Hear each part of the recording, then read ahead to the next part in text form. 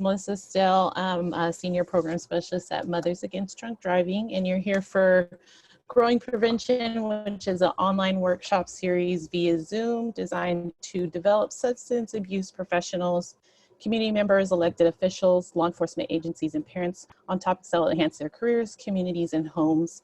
And we do this through education, connection, and resources. So just to let everyone know, this workshop is being recorded. And please don't forget to sign in and complete the pre-test. Those links are in your chat box. So again, online workshop series, we've hitched it off on Monday, and I think everything's been going great so far. Really thank you to Jen and her team. This is sponsored by South Bay Prevention in partnership with MAD, Friday Night Live, ADAP, and South Bay Communities Creating Change. So today we're all here for developing evaluation tools with Debbie Friedman, Managing Partner at Rose City Research. And I'm going to read her bio. So Debbie Friedman is an evaluator with an expertise in healthcare, family support, and youth prevention. For more than 20 years, Debbie has provided program development consultation and program evaluation support to community-based agencies, school districts, and nonprofits in the greater Los Angeles community. Data collection is her expertise. She designs research methodologies that enable organizations to obtain valuable data to meet their information and reporting needs. She is currently the program evaluator for Behavioral Health Services Prevention Program funded by the LA County Department of Public Health, Substance Abuse Prevention and Control. All right, so Debbie, I'm gonna stop sharing my screen and you can take it away. All right, let me get mine going. So let's see, I'm gonna start sharing and share. All right, is everybody can see my screen? Yes, ma'am. Okay, so, okay, this is good. Let me just situate myself here. All right, cool. So thank you for having me, and I'm so glad that so many people are attending. I'm going to be talking about developing evaluation questions for your programs. I'm hoping that this workshop doesn't put me out of work, but I really think it's something that's important for anybody that's in nonprofit or doing any kind of program, creating programs, implementing programs that they not only should have at least some basic skills in, but also some knowledge, because you can't always hire an evaluator, and data is very, very valuable and can be very powerful for you. So, but it also can be really intimidating. So my goal today is to sort of take some of that intimidation factor out for you, help you learn some basic skills. And it just, even if you don't ever have to write your own evaluation questions or create your own evaluations for your programs, it's going to make you a better consumer. So when you're either taking a survey or you are working with somebody that's writing surveys for your programs, you will know whether or not what you're getting or what they're writing is going to be get you the information that you need. So that's the purpose of today. So, here's a quote from Daniel Keys-Moran, but you can have data without information, but you cannot have information without data. So just ponder that for a minute. It's really, kind of says, you can have all this information. You've got gobs and gobs of data, and it's meaningless, but it really is the story that it tells. It gives you information. But if you don't take that next step, you're not going to have that ability to make informed decisions or understand what it's doing. So you can't have information without data. So over the next little while, the objectives of this workshop is to help you understand what the difference between evaluation and satisfaction surveys are. So really being able to discern, what you're measuring. We want to also, why do it? Why is evaluation always something that people are asking for more and more? The nonprofits and funders are asking for it. So really learn the power of evaluation for both reporting purposes, but also really for program improvement and how you can use that data on an ongoing basis to make changes. I'm going to give you some tips to learn how to write valid evaluation questions and be able to select appropriate response categories and scales and things to think about. And as well as to understand, like, when should you use closed-ended questions versus open-ended questions, and what things that go into making those decisions. So I just also wanted to let you know that this is going to be an interactive presentation. You won't just be looking at my slides and hearing me talk for the next hour or so, or hour and a half, or however long it goes. There's going to be polls, and then there's going to be also opportunities for you to respond to some questions that are going to be posed in the, so you'll be able to just raise your hand and respond to some of the questions that I'm posing to you to make you think and interact with this, all right? So we're going to move on to, I think, our first poll.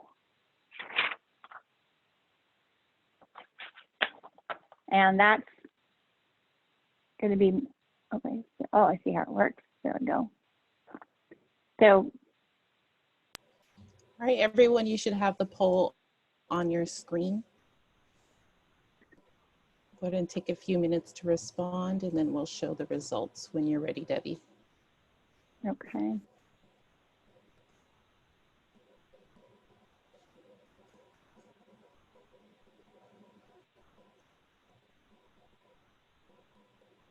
Got about a third of responses. Okay. We'll give it another 10 seconds. It's moving fast. Yeah.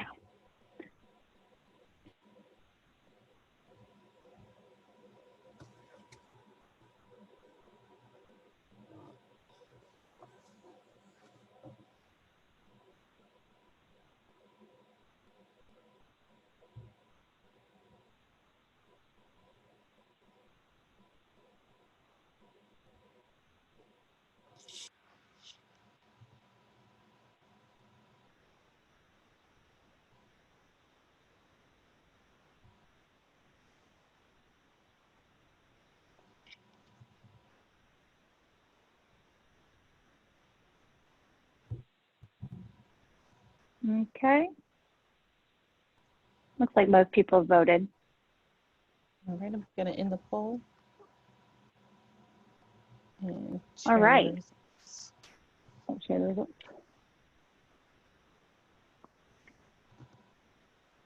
Do I have to share the results? Or do you, okay. Oh, good. So this is great to see this. So do you find collecting data to be a hassle? Half of you said sometimes it's a hassle. Another 27% said yes, it is a hassle. So pretty much 3/4 of you are saying that at some point it's a hassle to do it. And that's understandable. So hopefully today you'll learn some strategies that might make it a little less of a hassle for you. And then how do you use the data you collect? And it looks like 1/3 of you are using it to determine if your program or events are meeting the objectives that you set out to achieve.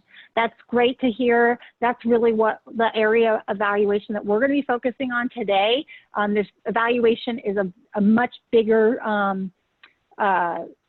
it has a much bigger scope in terms of how we can do it, and I will introduce you to some of that, but we really are going to focus on sort of that day-to-day evaluation of program improvement, meeting objectives, and testing your goals.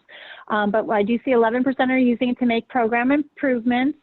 Very few of you are using it to report to funders, as well as to find out how satisfied people are with your programs.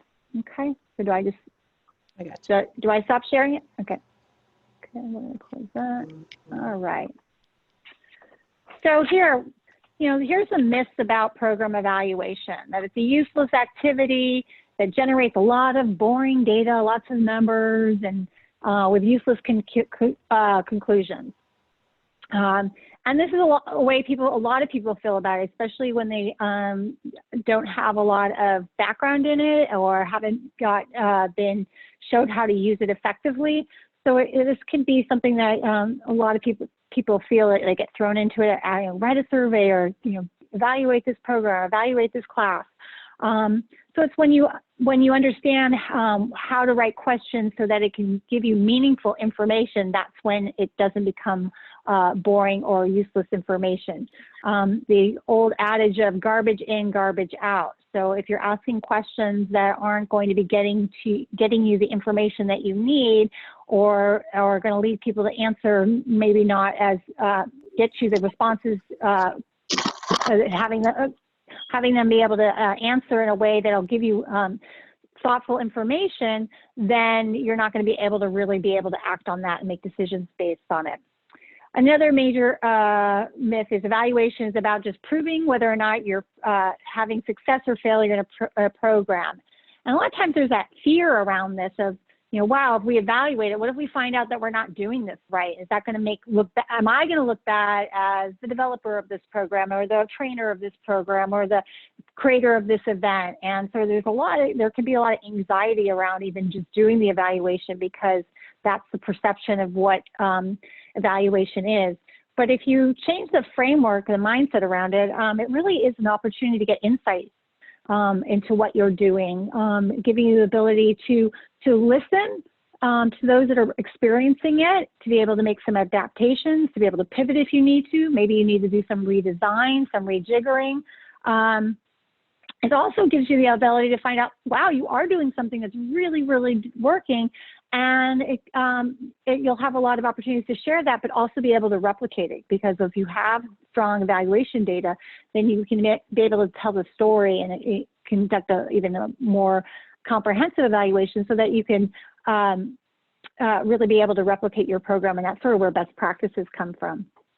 And then the idea that evaluation is highly unique and complex process that occurs at certain times in a certain way and almost always needs, you know, an expert. And for me, you know, that's always been a good thing that you know, but people believe that.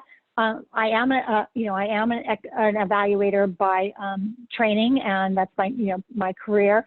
And there are a lot of evaluations that are quite complex. And if you're looking at, you know, evaluating major programs and looking at a comprehensive evaluation, there are a lot of intricacies and details that, you know, you go to school for to learn and to understand how you do it so that you get, you know, strong, valid data so that you are making you can draw really strong conclusions. But for what we're talking about evaluating, you know, programs that you might be putting on, events that you may be putting on, it doesn't have to be that complicated. It really is, you know, we can simplify it, make sure that you just are able to ask the questions regarding the information that you need to know. So I'll say that probably a million times. It's not what you would like to know, but really what do you need to know to make a decision? And that's something that we'll keep talking about throughout this. So I started off saying, like, one of the goals is to understand the difference between satisfaction and evaluation. And so, you know, satisfaction surveys, a lot of times we see them. And it was good to see that a lot of you aren't using evaluation for satisfaction, but I have witnessed in my career and my experiences, even just as attendees, a lot of times people ask me how satisfied I am with something. Did I like it?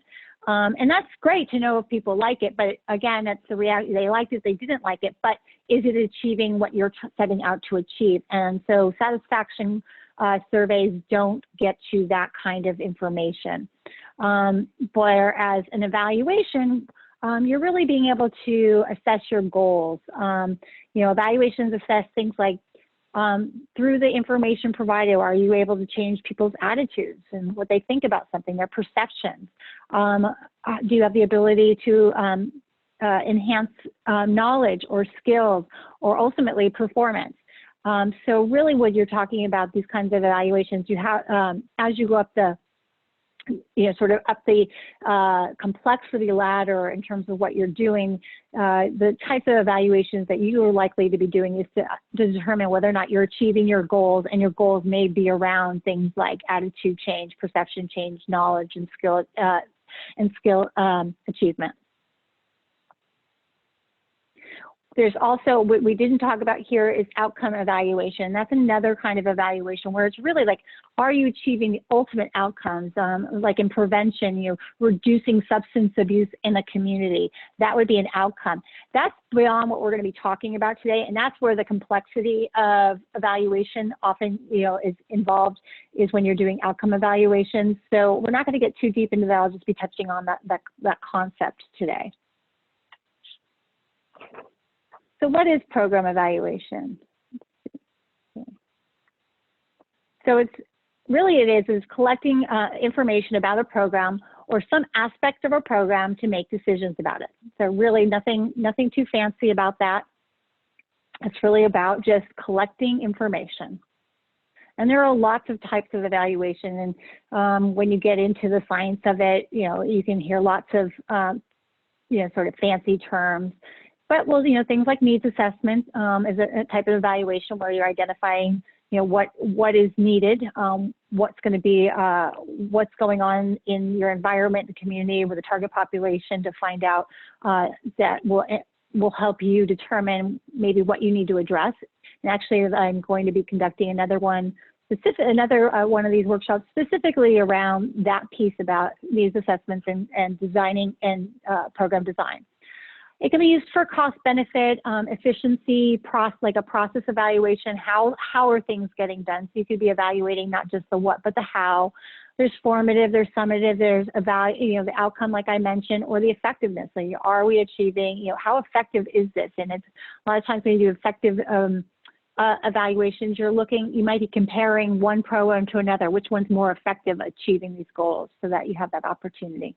But like I said, today we're going to be focusing primarily on goal-based evaluation. So evaluations is really actually very powerful. They really, in the nonprofit world, I'm sure many of you have been experiencing this for a long time, but you have probably been asked to do more and more evaluations over the last 10 years, and funders want to know whether or not their money is being spent in the way that they intended it to be spent, and whether or not the programs that they were funding are achieving the results that they were hoping to have the impact on it. So, so it really does give you an opportunity to understand and verify the impact of your programs or services. It also is a great, way to identify your program strengths and your program weaknesses. You don't want to keep running a program if there's some aspect of it that is not really hitting the mark. And really the only way to do that is to get the feedback from those that are participating in it, or have some kind of interaction with that program to say, you know what, this is something that might be tweaked, or this might not be the way to go about it. And so evaluation gives you a very a structured way of collecting that information to validate whether or not that's happening. Historically, we kind of rely heavily on our instincts. This feels like it works. People are saying that they like it. They're saying it's okay, that it's achieving it, but you may not get that, oh, but this is part of it that's not working at all. And sometimes what you find out is the way you find out things aren't working is by them not coming back. And that's not the way you want, to evaluate your program, by people people leaving or not coming back.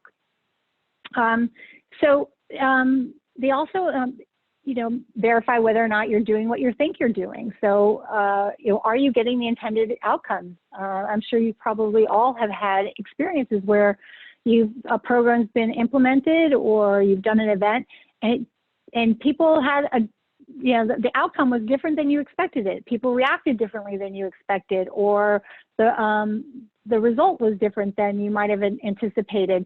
And again, this is a way to make sure that you are achieving that. So if you're intending to, change attitudes about, smoking behavior, and the way it was designed is actually having the opposite effect or no effect, it's kind of good to make sure that that you have that information pretty soon up front. And data is great for public relations and promotion. So there's nothing better. How many of you, I'm sure, it's nothing, it's great to hear that something has, it works. That is a really strong piece of information. It gives you a lot of credibility. It builds consumer confidence, knowing that something is effective. So being able to let people know that this is something that we are doing and it works. And it's also, again, if you are seeking funding, that's a really important thing to be able to have in your back pocket to say that you've got some data to support the work that you're doing. Ultimately, it also can provide information about, which programs you need to continue funding. In this world where money is not limitless, sometimes organizations have to make some tough decisions about what they're going to continue doing and what they may need to pull back on.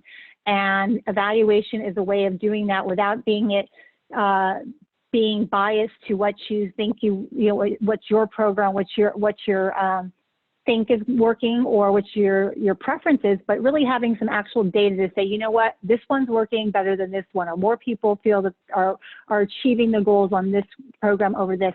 So it's a really data-driven decision. And again, like I said earlier, it's a way to fully examine and describe your effective programs. And this is more when you're doing a comprehensive evaluation, where you're not just asking the people that are the participants or the target audience, but you might be including the instructors of it, or the different stakeholder groups like law enforcement or school districts, or whoever you might be working with, to get more feedback on the effectiveness of the program and as well as the process. So you can fully examine as well as describe the programs so that they can be effectively duplicated. And that's like when you are implementing best practice programs in your areas, that's how it's through those thorough evaluations that you get that information and they're determined to be best practices. All right, so once again, I'm going to give you one more poll. Alrighty, poll to everyone, launching now.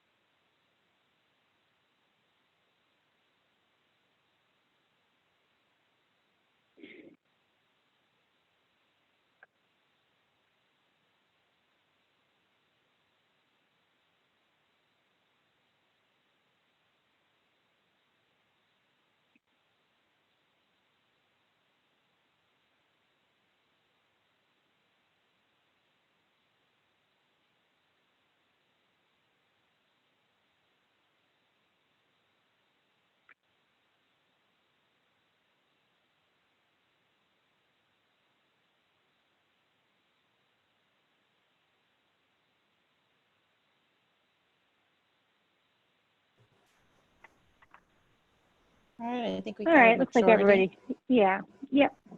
All right, so, and okay, sharing the great. results. So, perfect. And it was kind of, the question is, what do you need to consider before you're developing your evaluation questions? And really, I think 85% of you got it, all of the above. You have to give some consideration to each of these things. How you're going to collect that data, how much time people have. So if you're doing something and you know that you're going to have them for, you're going to do an evaluation at the end of a program, and you know that they're going to be running out the door, and you want to be able to get them before they, leave, then you may need to consider that. Number one, what do you need to know? What is the purpose? And we'll talk more about this. What's the purpose of the evaluation? How your data will be analyzed. that's something that really is important, because data analysis requires not necessarily a lot of skill, but you need to have somebody, whether it's paper and pencil, or if you're using a survey tool like Google Forms or SurveyMonkey, you know, who knows how to set those up? Does somebody have the ability to analyze it, to pull the data down, to do data entry? If you're using open-ended questions, you have somebody available and the time that it will take to do the qualitative analysis of open-ended questions. So those are things that you want to know about before you start writing it. And then who's going to be included? You know, things like what's the age of the folks that you're going to be including in the evaluation? What's their ethnicity? What's their language preference? So a lot of things have to be considered when you're writing questions about being sensitive to language barriers, grade level, education. So all those things need to be taken into consideration when you're writing questions, whether or not you're going to have things translated or not, but recognizing that people interpret things differently. So you really need to be thinking about who's the audience that are going to be included in that evaluation. Okay, you can pop that away.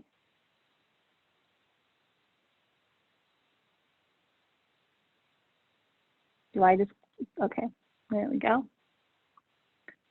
So here are some of the considerations. What information do you need to know? And again, like I said, not what you want to know, but what you need to know. So the purpose of the evaluation could be many. You have many different reasons that you are being deciding to do an evaluation. And sometimes it is just because I have to show this to a funder, or I have to show this to my executive director, and they just want to make sure. And that's a perfectly valid reason to be doing an evaluation, and that should guide the kinds of questions you're asking. If you're looking for feedback on, if it's a new program, it's a pilot program, and you want a lot of feedback on whether or not you need to make changes and adapt, and what parts of the program are working or not working, that again will guide the type of questions you're going to ask. That kind of question, you may even ask some more open-ended questions and closed-ended questions in that case. But it's really understanding what the purpose is of the evaluation. So, and starting from that, and starting with your goals, and oftentimes you just start with your goals, and you just want to be testing your goals and objectives. Am I achieving what I'm setting out to achieve? So if that's the information you need to test your goals and objectives, that's where you start from, and that's where you start writing your questions from. So who will we collect the data from? In goal evaluation, typically you're going to be collecting it from those that are participating in the program, those that or the event kind of thing. So that's typically who you would be collecting data from. But maybe you work in schools or you work with children. So there might be some point where you are going to be collecting data from teachers or school administrators or parents or other kinds of stakeholders in the group. So considering again what the purpose of your evaluation is also is going to drive who you might want to get information from. And so considering that.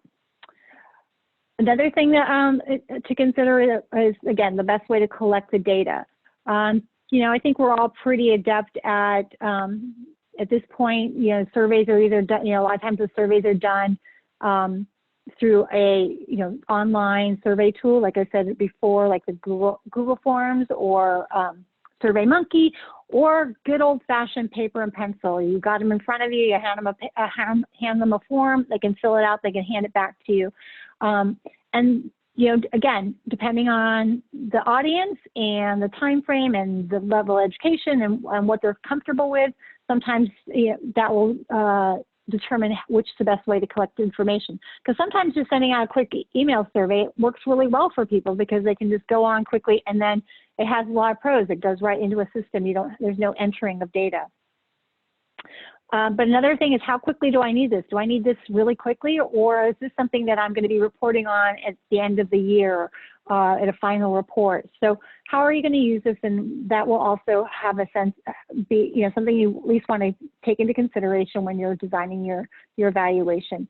And again, what resources do you have to collect? Because it's one thing to write a survey, to administer a survey, but then if they sit in big piles on your desk for months on end, and that information is just pieces of paper, it doesn't have a lot of value.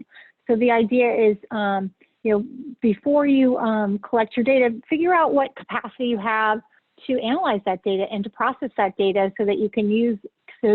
Because if you're going to go to the trouble of actually collecting it, you want to be able to also be able to utilize it. Okay, so now we're going to get into the concept of writing evaluation questions. So there's basically two types of questions that we're going to talk about: closed-ended and open-ended questions. Closed-ended questions have response categories. So they have a limited number of responses that people respond to. They provide quantitative metrics. So it's a really good way to say, give a mean score or an average score on this item so that you can see how people are rating something.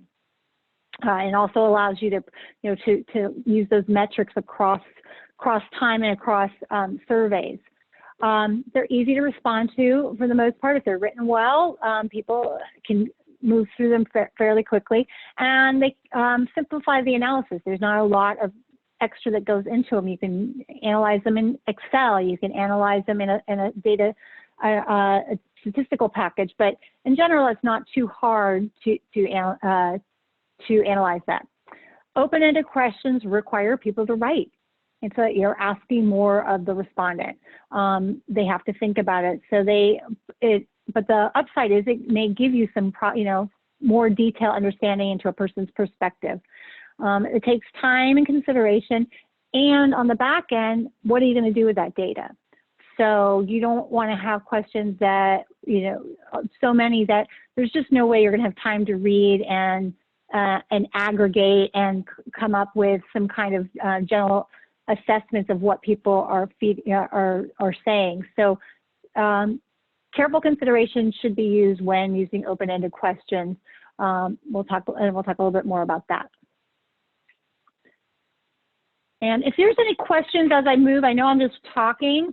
You can put them in the chat and we can stop because I know I'm going through pretty quickly. All right, any questions, you can put them in the chat or feel free to raise your hand if you'd like, and I can unmute you.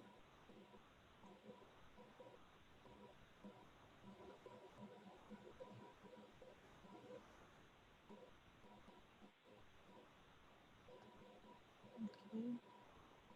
Looks like no one so far, Debbie. All right, I just thought making sure nobody's sick of hearing my voice yet. All right. So when you go, the biggest problem with evaluation questions is bias. A bias survey is one that has, and not intentionally, but unintentional errors that caused by how the survey questions are actually written and designed, or how the survey is organized, that could have people basically respond in ways that may not be how they actually feel or think. As a creator of a survey, to create those questions, you don't want to change or influence the way people respond by the way you write the question or by the way the response categories that you're offering. And that's one of the easiest mistakes to make because we don't necessarily do it intentionally.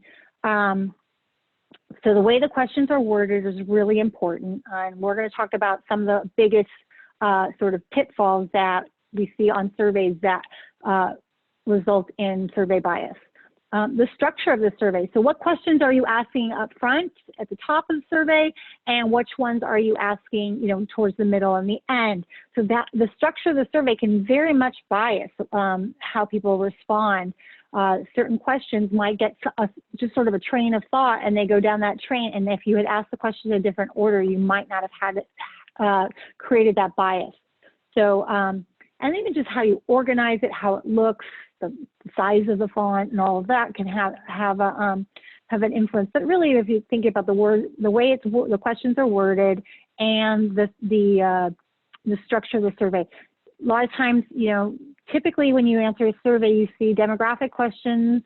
Where do you see demographic questions typically? Okay, I'm gonna have somebody raise their hand.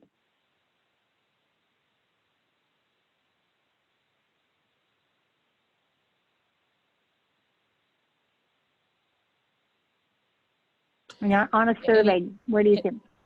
Anyone want to raise their hand? And I will unmute you. Or you can respond in the chat box.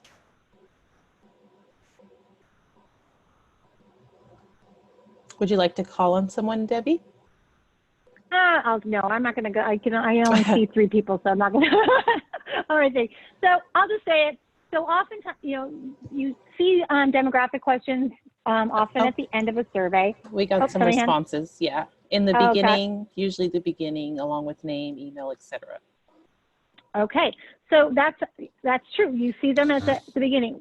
What happens is if people are worried about, that's something very personal that you're asking people, their name or anything that's an identifier, and that might be something that would influence how they respond. So you now just ask them sort of the most personal information first.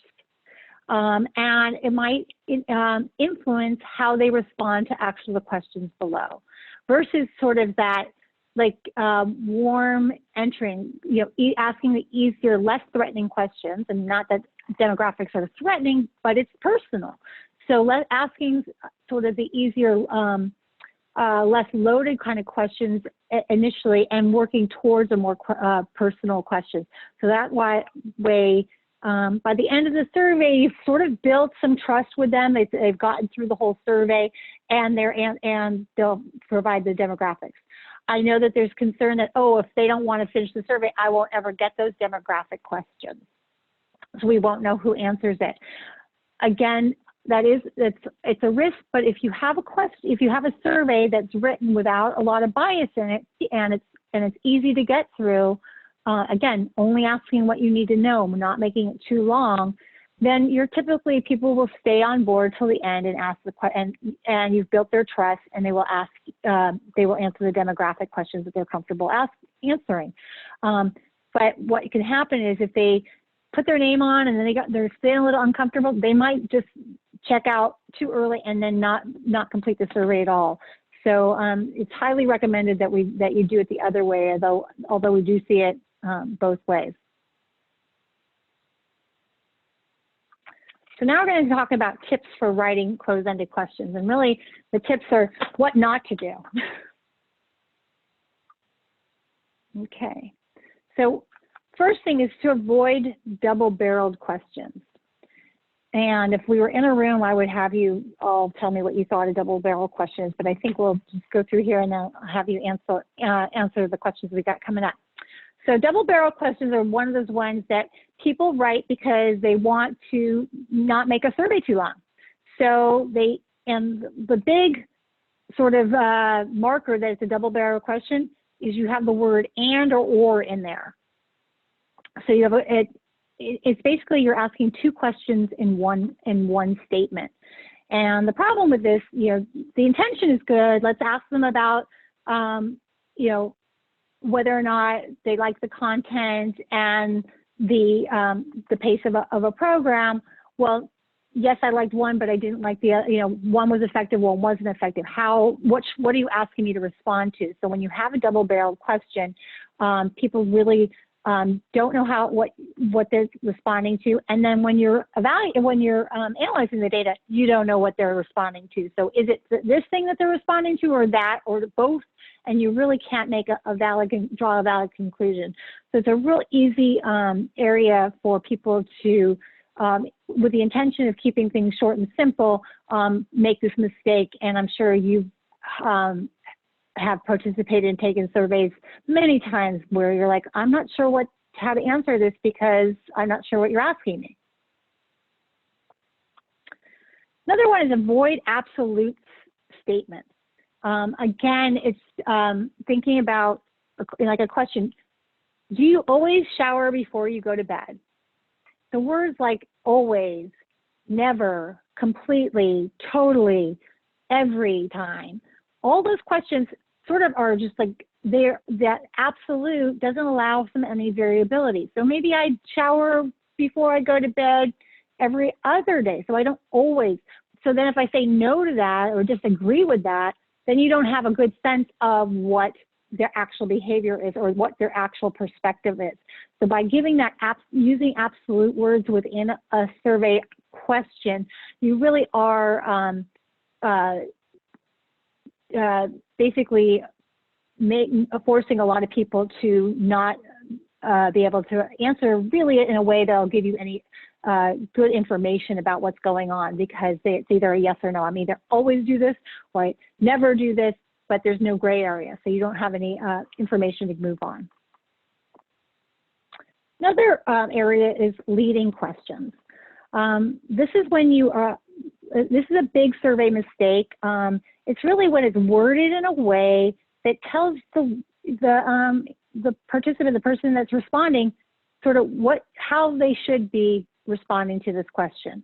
And it's really it's actually one of those kinds of statements that are probably the most indicative of having people fail on a survey. So if you're telling me, how to feel or how to respond based on the way the question is worded, it's not a neutral wording of a question, then I'm not feeling that you really care about my actual opinions. That's what those kind of questions are telling the audience. An example would be, how smart was it to shut down the state in early March so to slow the spread of COVID-19? So by using the word how smart it was, I'm telling you basically that I think it's smart that we did that, and you know how I'm expecting you to respond to that question. So those leading questions are often have yes/no responses, and really are giving the respondent really either no choice, or a sense of like, I know what's socially acceptable, what the social desirable answer is to this, so I'm going to go with that, whether or not it really is reflective of how that person feels. So again, it's easy to turn people off with leading questions. Another way is loaded questions. And again, this is another way of sort of telling people what you want. So questions that are written in a way that forces a response to answer in a way that may not reflect his or her own opinion. Example, like voting in every election is your civil responsibility. It's telling you that assumes that you are a voter. So we want to not make any assumptions. So anything that sort of tells people what they should be doing, or how they should be feeling, or what their perspective is, and it's loaded, and it may not be at all accurate to how their perceptions of the world, is going to have an impact on the responses. And again, if you have these questions that are loaded or leading or absolute or double-barreled, what ultimately happens is that you've got a lot of data that's messy. And again, that garbage in, garbage out. So how do you if the intention is to know whether or not you're achieving your goals, or to be able to make program improvements, and if you don't have an ability to really interpret the data because of the questions, then you've gone through a lot of work and effort to not really achieve what you're trying to achieve through the evaluation. And another area that we do just because we don't think about it is using unclear language or jargon, using acronyms, or using any kind of slang terminology that may not be clear to everyone. So when you write a question that might be a little complicated, or have a term that might be technical, it's always good to use a definition or give an example within the question to make sure that people have a strong understanding of what you're asking about. And the idea is that anybody should be able to answer that question easily and understand what you're asking. So, so one of the best ways to even make sure that you are doing that is to test your questions. So before you actually use your evaluation questions with the actual audience, do some pilot testing, even if it's with your coworkers or your family, your friends. Just make sure that you're asking the questions in a way that when they read it, they know what you're talking about.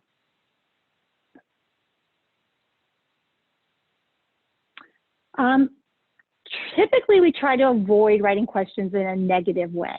So using negative terms in a question. Again, when you're asking people to respond and you have a negative word in there, if I answer positively to that negative, am I answering negative or am I answering positive? It makes your brain kind of make mental gymnastics sometimes.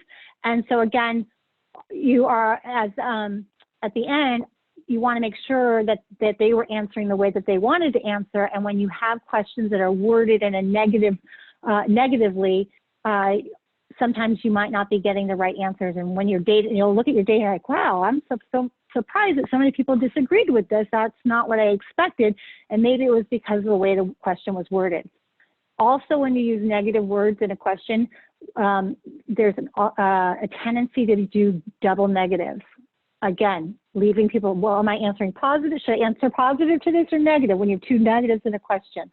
So the best way to avoid that is to really say, okay, I've used this negative. Let me rewrite this question from a positive standpoint so people know whether or not to agree or disagree or to be able to rate it in a way that's accurately reflecting their opinion. And choosing your response choices carefully. So if you're writing closed-ended questions, it's really important to make sure that your response categories are selected very specifically for those questions. And we'll go into that in a little bit. So now it's time for you guys to play. So I'm going to give you some questions and you can raise your hand and you can tell me what is wrong with the question and then how you might change it. So what's wrong with this question? In your opinion, how would you rate the speed and accuracy of your work? So what kind of error is being made in this question? And you can just raise your hand and we'll call on you. So you can raise your hand by going to manage participants and there should be an option for you. We have some people in the chat box. Let's see. Yeah, you can chat it in, whatever's. No rating scale. Okay, we don't have any rating scale. Yep, that's right. So the question, right now we're just looking at the questions right now. So we're not gonna do rating scales. We'll do rating scale second.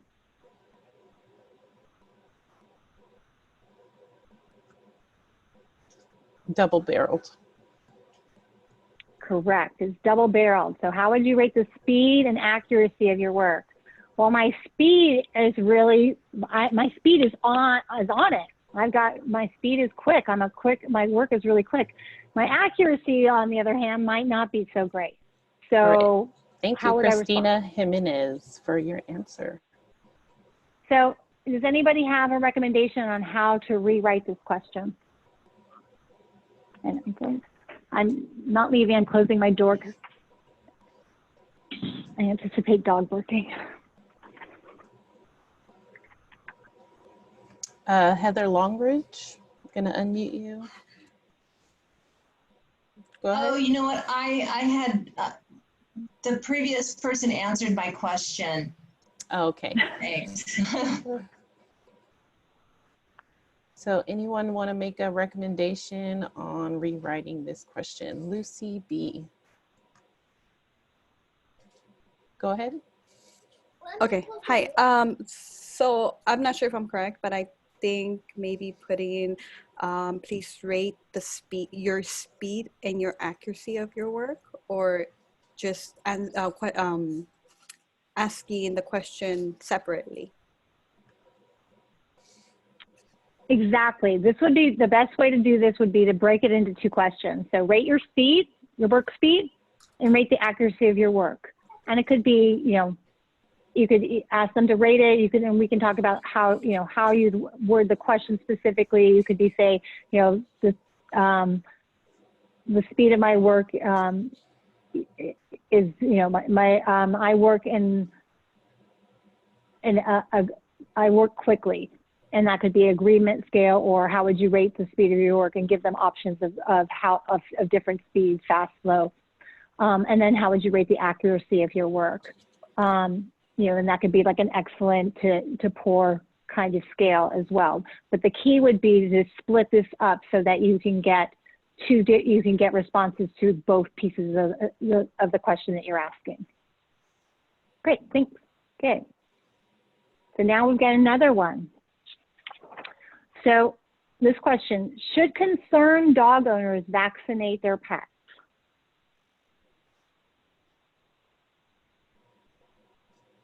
So raise your hands if you can tell me what we're doing with this question, why this question might have some bias in it.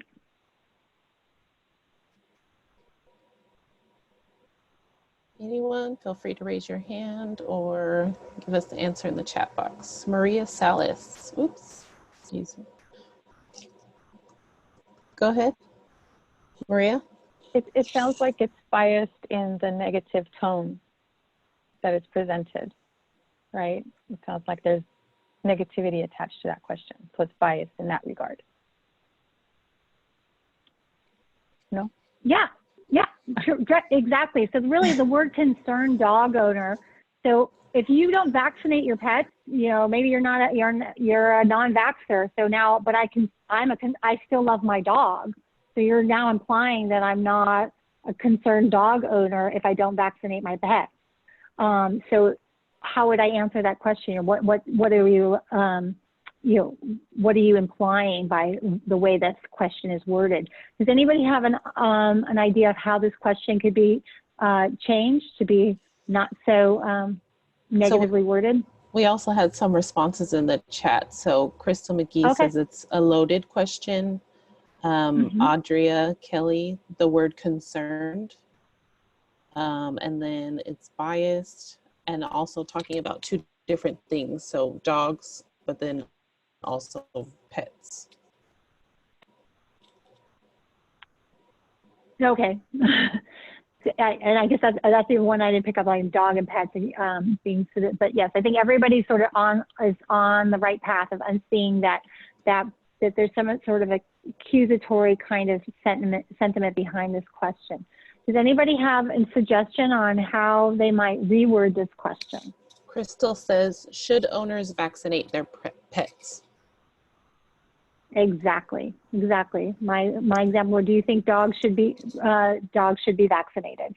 Again, that doesn't there's no value statement about what kind of dog owner you are. It's just about what your perception of pet vaccination is.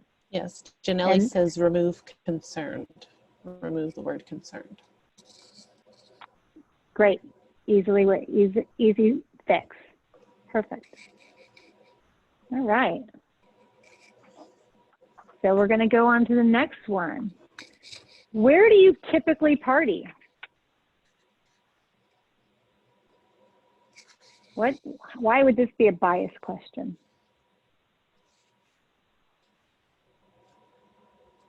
Feel free to raise your hand or use the chat box.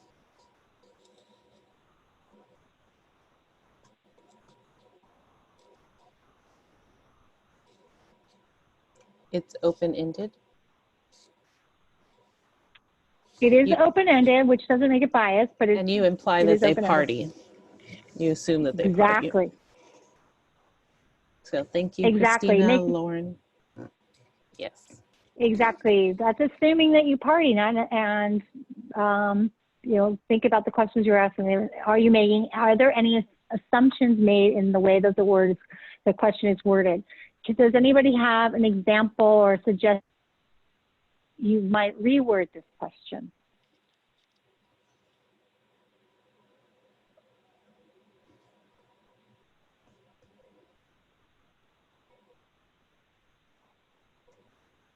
Okay. Someone said, what are your hobbies? Where they frequently party? Where would you go to party? Where you normally held the party?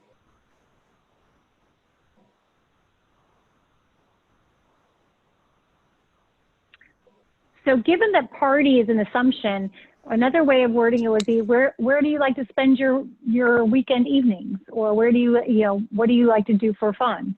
So those ways, again, we're not assuming what they do, but if the question is how do they spend their time, that's what we'd be asking them. So another way of wording it that's not loaded and assuming something about them. And think about how off-putting it would be if you don't party and you're being asked that question. Right. Especially when we think about youth services. Okay, let's do another one. What do you always make sure you have a designated driver before drinking alcohol at a party? You see, I have a theme here. Okay. Negative and biased from Christina Jimenez. Mm-hmm. How is it? What's the biased error here? Someone, let's see. Ooh, it's moving fast. Loaded. Bart says loaded. Audrey says presumptuous. Absolute statement from Lucy B. Leading question from Carol Amida. Definitely an assumption by Basie. And the word always. Right. Exactly. So this one has lots of things in there. So it has the absolute. Do you always? Because maybe I do sometimes or most of the time, but I don't always do it. Always have a designated driver, and maybe that's not even how I do it. Maybe do Uber or I walk or. So again, it's assuming, so that's why, again, you've got that absolute statement and then also a social desirability bias. So how in order to look like a good person, I should agree with the statement that I always have a designated driver before drinking alcohol because like that. So it has a couple of biases in that would result in people answering maybe not as truthfully as they would have if you had worded the question differently. Anybody have any suggestions on some different wordings?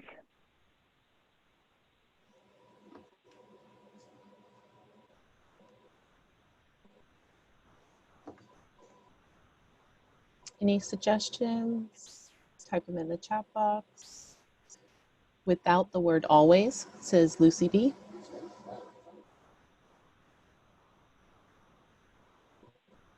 Mm-hmm. That could be, but also it still might have some bias in there. Crystal, sorry, go ahead.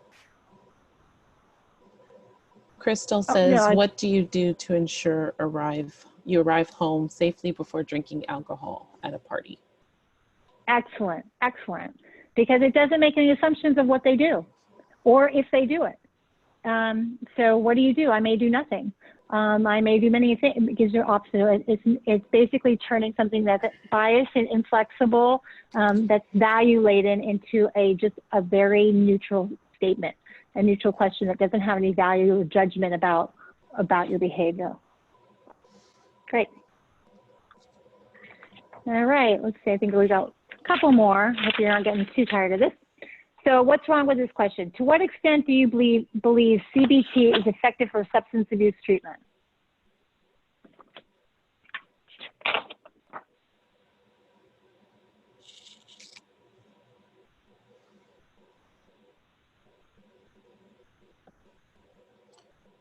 What if they don't know what CBT stands for? Use of jargon from Janelle and Carol. Exactly. And it's very easy when you're in your own mindset and it's something that's really familiar to you and you're with your group of professionals or your group of people that you are always with. And this is something that you use all the time. It's easy to forget that that's not something that other people have a general understanding for. So what you would want to do is write out cognitive behavioral therapy, CBT, maybe even give an example. If it's a group of people that don't know what that means, maybe a small little definition of it. So always make sure that, give it that test. Well, my audience understand this jargon, this acronym, and what do I need to do to make it a clear statement? And someone also said it also assumes CBT is effective. Well, it says to what extent do you believe? So when you have a response category, they could say not at all. So when given a response category, it would show that it wouldn't be leaning one way or the other. Got it. But as it's written, yes, I see that. Okay, one last one. So to what extent do you agree with the following statement? We should not reduce military spending.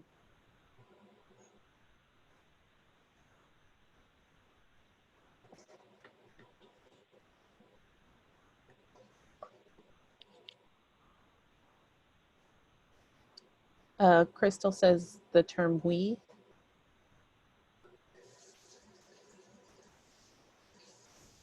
Okay, any other things that you might see that might make this biased or hard to answer? Negative questions should be avoided from Carol.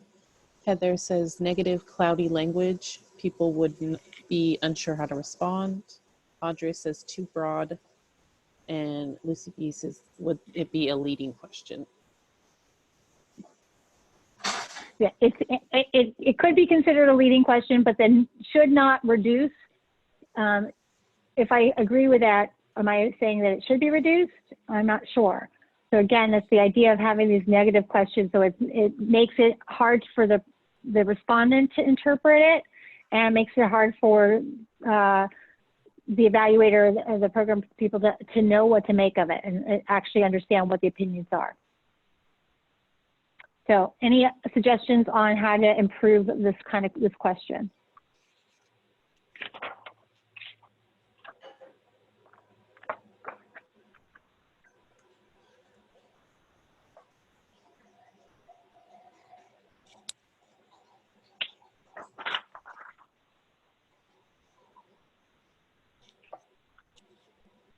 Any suggestions, anyone?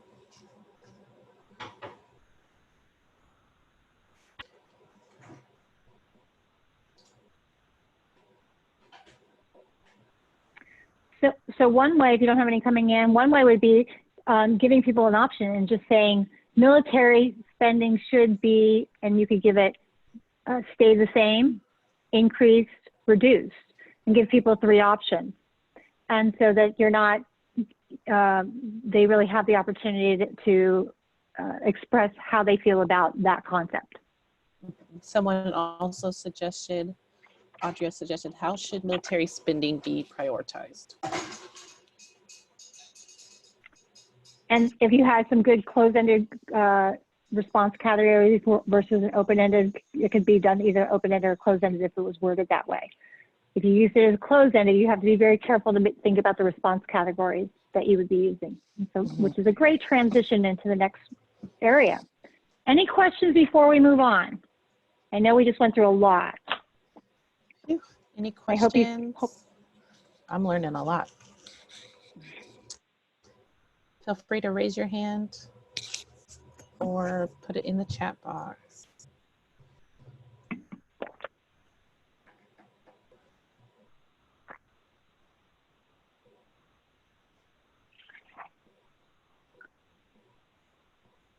All right, we'll move on then. So we'll move on to the response category. So we just were looking at the questions, and you could have perfectly written questions that have no biases in them all, that they're clear, they're not double-barreled, they don't have any absolutes, they avoid all the jargon. You can have these perfect questions and then mess it up with the response categories. So we want to make sure that your response categories are also written well and selected appropriately. So when you have your response categories, when you're doing closed-ended questions, you want to make sure that you include the full range of responses. So if you're doing a scale and you're having it, rating scale, and you start with excellent, you don't want to end with fair. You want to make sure it goes all the way to poor. You want to make sure if you have or if it's categories, that you really have an exhaustive list of all the different things that people could respond to, because if they otherwise you're forcing them into a selection that may not fit their opinion or may not fit their what they believe, and so then again we're influencing the way that they're answering the survey. Another one, I see this one all the time. It's really important to make sure that your scale matches your question. So if you're asking somebody to rate something and then you give them an agreement scale, or if you're asking them about agreement and then you give them a satisfaction scale, that doesn't make sense. So it's really important to make sure that your scales are matching the question that you're asking. Often, and then make sure that your categories are mutually exclusive, that there's, you can have survey questions that say all, especially when you're doing like an assessment and you say all of the above or none of the above or A and C. But typically when you're doing an evaluation of your program, you're going to want, if you're asking something, you're going to want each one to be mutually exclusive. So if you have categories, and we'll show you some examples of this, if you have a category, like an age category, you don't want those age categories, one category to overlap with another category. And sometimes you see that because you're like, oh, am I in this category or am I in this category? They overlap. They're not mutually exclusive. So again, in order to make sure that you get valid responses, make sure that the answer categories are mutually exclusive. It's also a really good idea to give people the option of a prefer not to answer, or don't know, or an other. Sometimes it's very, you may, especially when it's a category, you may just not have thought of all of the different responses that could be put down, and you want to be able to capture that. And sometimes sometimes that other category turns into a response category in the future. You're like, oh, wow, I didn't think of that. And 10 people wrote in this response. I better make it a closed-ended response the next time I write the survey. So it also gives you an indication of something you might not thought of and can help you improve your surveys in the future. I like, this is a preference, especially when I'm doing evaluations. I tend to do my scales from a positive to a negative. Oftentimes you see negative to positive, poor, fair. I like to start with the positive, very satisfied, and move down. It doesn't have a response bias. It's just the way I think in the higher numbers. And when you're calculating, it just makes more sense. But again, either way, it can be done, and you see it in both ways. You tend to, what's nice to do when you're structuring a survey, if you have a bunch of questions that all you're using the same response scale, group those together so that you can use like a matrix. And so again, the idea is to keep your surveys really simple and easy for people to fill out. So when you can group a bunch, 4 questions, 5 questions, 8 questions, and they all have the same response category, then it's real easy for them to fill out instead of having to change between response categories throughout a survey. Just again, another thing to think about when you're structuring it, so not just for bias, but also to keep people from completing the whole survey all the way to the end.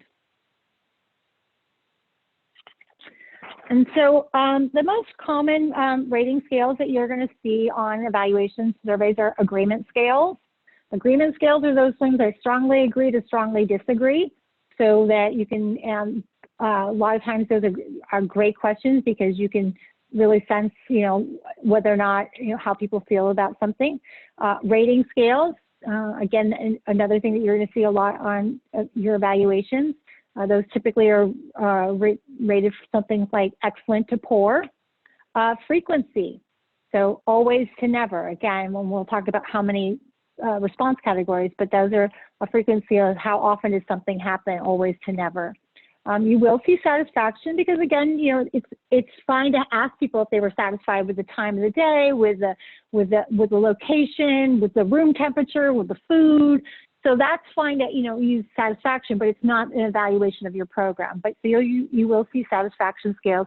Again, starting from very satisfied, going all the way to very dissatisfied. You wouldn't want to have an unbalance. So if you have very satisfied, you want to go to very dissatisfied. If you just start with satisfied, then end with dissatisfied. So you want to have it sort of your scale to be balanced. And the other would be category list. So it may be, what city do you live in? And you're going to have a list, or what ethnicity, or, you know, what types of, you know, what's your favorite food? It could be a category, and let people that they can check all or apply, or check one. And when you're doing category lists, the key is to try to be as comprehensive as possible to make sure that you have all of your categories, that the possible responses listed. And that's why an other category in those situations are really helpful. When writing a scale, one of the biggest questions people ask is should it be a 5-point scale? Should I use a 7-point scale? Should I use a 10-point scale? I go for simplicity. I would never, sometimes I use a 3-point scale. Often I use a 5-point scale. I typically don't recommend going larger than that, because what happens is you get this wide range, and then you end up collapsing it anyway when you're analyzing it. So let's just make it easier for people. And then you also can actually put the category name next to a number. So, you know, those rating scales, it could be 1 through 5. Then you can put your anchors. You're very satisfied, you're satisfied, you're somewhat dissatisfied, and very dissatisfied. And each one are anchored to a number. Some people have a visual with a number, and then they know exactly what that number means. The larger your scale, the less likely you are to be able to use verbal or actual word anchors to each of those numbers. And so people don't know where they fall. And ultimately, you end up collapsing them anyway, so might as well just make it simple and easy for people. And for cultural sensitivity as well, not everybody's that familiar with, different cultures are less familiar with the rating scales, so being able to keep them simple and keep them anchored is, again, another way of ensuring that you're going to get valid response categories. So we're going to have, again, quick run through a few response opportunities to say what's wrong with these response categories. So what's wrong with this one? People grow up in different types of families. What type of family did you grow up in? A 2-parent home, a single mom, single dad? And you can type it into the chat. Feel free to raise your hand and I'll unmute you. All right, we got somebody in the chat. There's no other option. So they didn't include everything. Yeah. Could be grandparents, someone says, doesn't include all situations. Exactly. Even including an other is obviously very important, but you probably could create a much more comprehensive list of different kind of family makeups than just these 3. So again, trying to make it as comprehensive as possible and adding the other response. Because there's nothing more off-putting than going, well, they forgot about me. They didn't think about you know, who I am, and that didn't even make it in the survey. So again, that can be off-putting to people. Okay. Or what's wrong with this one? The leadership trainings prepared me for community organizing. Very satisfied, satisfied, somewhat dissatisfied, dissatisfied, very dissatisfied.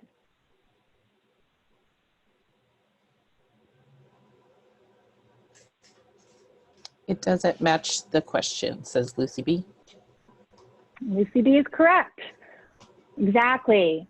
It's real easy, especially when you're putting it together and you've got all these, you know, all these questions you're writing, and they're all on this, you know, they're all on one scale, and then you write a different question and you don't realize, a lot of times you'll see them in a list and you won't realize, oh wait, that one question doesn't match that scale. So going through and verifying that each of your questions matches the scale that you're using, and if it doesn't, to reword it.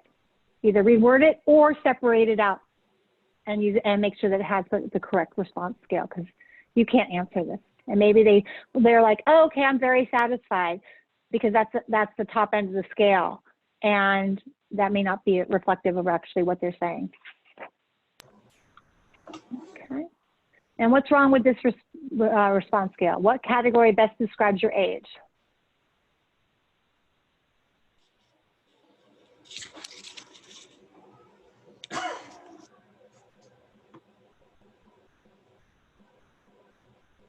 There's overlap, says Marlon.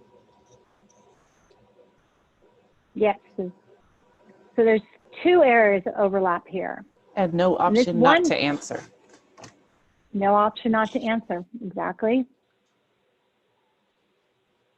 And that's a big, we'll talk about demographics, about giving people that option. Yes, so there's overlap. So one of the big ones here is the 18 and then 18. This is a very frequent, like under 18 and 18 to 20, 18 to 25. So, okay, if I'm 18, where do I go? So sometimes you have that. And then here you have 25 to 45, then you realize, oh, 40 to 60. Again, if I'm 45, where do I answer? So, or 42, where do I answer? So just making sure that you're not moving too quickly, that you make sure that you've got mutually exclusive categories. And finally, the crime rate in my community has dropped significantly since passing of the new laws. Agree, somewhat agree, disagree, disagree.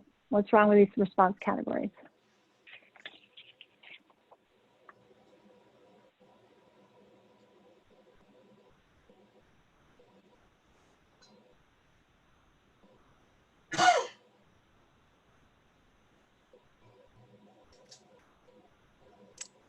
Bart Trevino says you repeated disagree.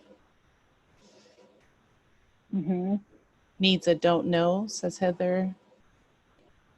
Carol does not specify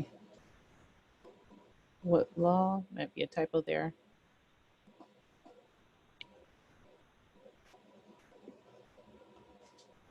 So the response category, agree, it could be somewhat agree, somewhat disagree, disagree. But what if you don't know? This might be an area that you don't know. It doesn't give people an option to say don't know. So they're either A, going to skip it, and B, answer incorrectly. And it might be very important for you to know that people don't know something. That's a big piece of information in evaluating programs and getting feedback, is to understand what people actually aren't attuned to or don't know. We ask about, different ordinances being passed. Have you ever heard of this? And as a program, in programs and social services and all it's in education, it's important to know what people don't know, so that you know where you can, that's information that you can make decisions about for future program and educational materials. So don't forget that don't know option. Someone also included that it's referring to several laws. So maybe being more, how do they make the determination? Right, the question's not very specific at all. All right, so we're running low on time. Okay, so we're just at the end here. So quickly, the open-ended questions. When to use open-ended questions is to gain insight into the rating. So if you want to understand why people are rating things a certain way versus another, it's an opportunity to uncover unanticipated responses and to gather suggestions and feedback, a very important one in evaluation. The key with open-ended questions is not to ask too many because they're time-consuming, people get fatigued, and on the other end, you may not have the resources and the capability to make sense of all of that data. So really, if a question can be closed-ended, then make it closed-ended. Don't make them open-ended. Even when you're asking people about their city, a lot of times it's just easier to give the list of all the cities that they possibly could be in, so that you don't have to tabulate it by hand. So that's a good rule of thumb, is if it can be closed-ended, make it closed-ended.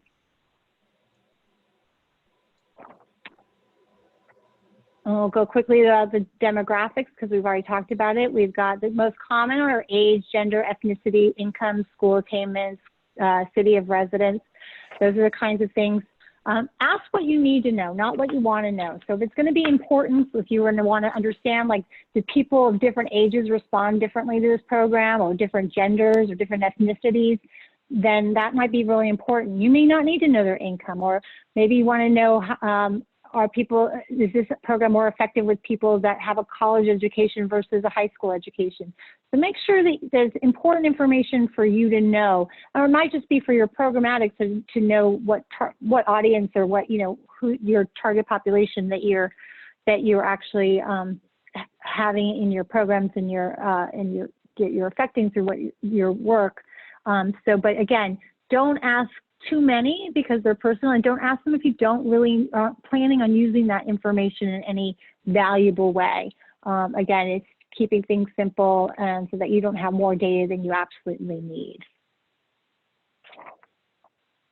So in summary, use your goals, your objectives of your programs and your services as the basis of your evaluation. Collect what you need to know, not what you want to know. Keep it simple. Check to make sure you're avoiding bias, both in your question and your response categories. And ultimately, at the end, always thank people. Thank them for taking the time and giving you the feedback, because that's a gift. Evaluation is something that can be very powerful for you, and it's a gift that they're giving back to you when they complete your evaluations. So I know we're short on time, but we'll open it up to some Q&A. All right, everyone, I just posted the post-test link in the chat, but we're going to open it up for questions. I know we're running a little over time, but we're here for you if you got some questions. Sorry, I think things always go faster than they do. Right, no worries at all.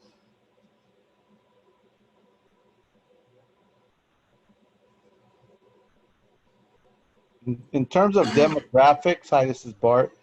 In a lot of surveys we've conducted out, like say for public smoking of marijuana or something like that, we didn't exclude certain in terms of gender or specifics, especially with the LGBTQ community. We didn't want to leave anybody out. Is that always appropriate to make sure that we're covering every aspect in terms of what people and who they feel they are in terms of demographics?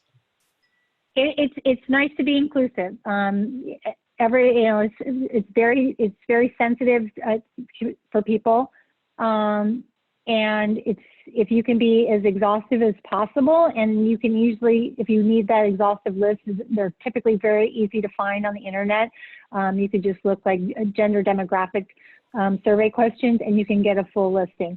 Sometimes, there's always that little, what's the right wording of it? Should I be, what wording should I be using for LGBTQ? Should I, but if you at least look like, at least you make the attempt to be pretty inclusive, people are very appreciative of that and feel that they're being recognized and they're seen.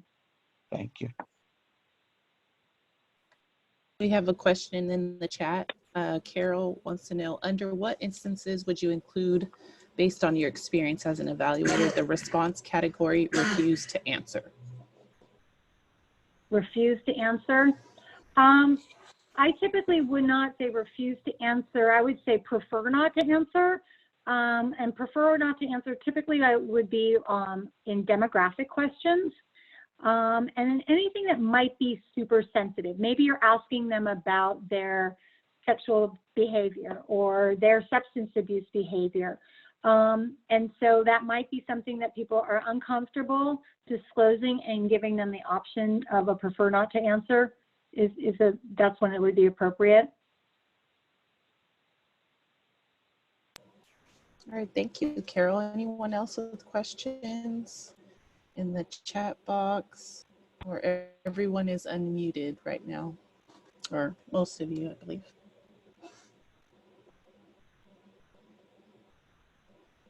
Can you use decline to answer?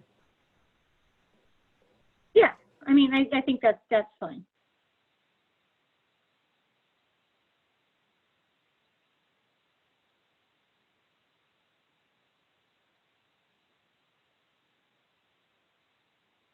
because when you ask that and then you find out that you get a lot of that, you know that the wording of that question is too sensitive, and you may need to find a different way of getting that information. I have a question, Debbie. Can you touch on self-reported data and how we should perceive that, considering that, you know, they may be honest, they may not be honest? Well, yes, this is all perception, or, you know, self-reported data is, you know, perception data. And so it's not it's what people are willing to disclose. So it's not the holy grail in terms of the truth.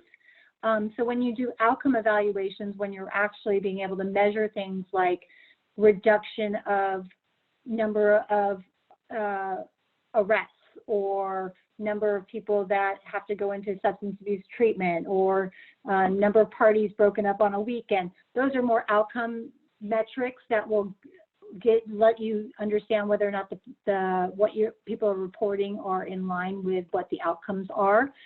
So the key to, you know, most control you have of getting people to be truthful in their responses is to make them feel safe and comfortable responding to your survey. So that's by avoiding the biased questions, not asking more than you need to know, giving some explanations if anything is sensitive questions are being asked. If you're asking sensitive demographics, that they understand how that information is going to be used. So we didn't even talk about sort of preambles to surveys, but self-report. You know, given that if you're taking all of those, if you're taking all of that and putting that in place, you can, you know, feel pretty confident that most people respond to surveys, you know, pretty honestly. There's no reason for them to not answer honestly if the questions are stated in a way that allow them to give their honest answers. And you know, and again, if they don't feel that they're going to be, if there's an anonymity issue, then sometimes you may need not have any demographics that they feel that they would be identified. So that sense of confidentiality or anonymity will also help you get more honest feedback around sensitive kinds of evaluation. Thank you, Debbie. Does that answer your question? Yes. And Rebecca would like to know, when does an evaluation typically begin to feel overwhelming? After 10 questions, or would you say less?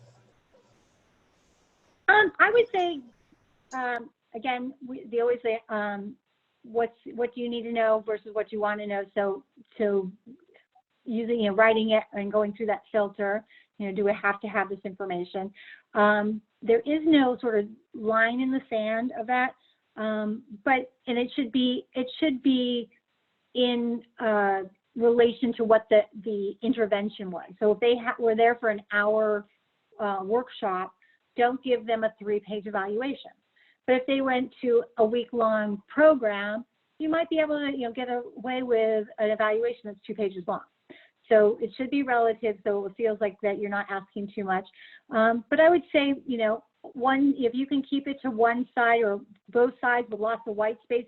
If you're worried about your evaluation, like, oh, I only want it to be a 1-pager, and then you have everything really tight and in small font, I would advise you to err on the side of making it 2-sided and making the font, spacing things out a little bit, and having more white space on the paper so it doesn't feel overwhelming. Because the same number of questions smushed up together is going to feel more overwhelming than having it spread out over a front and back.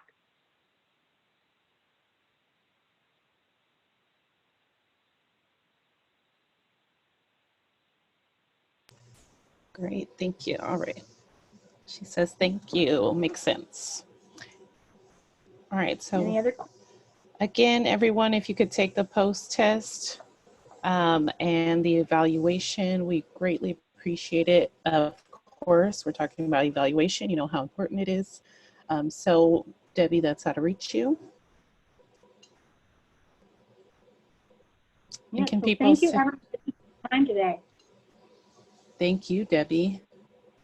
And can people send you questions to this email? Yes, they can. Alrighty. So if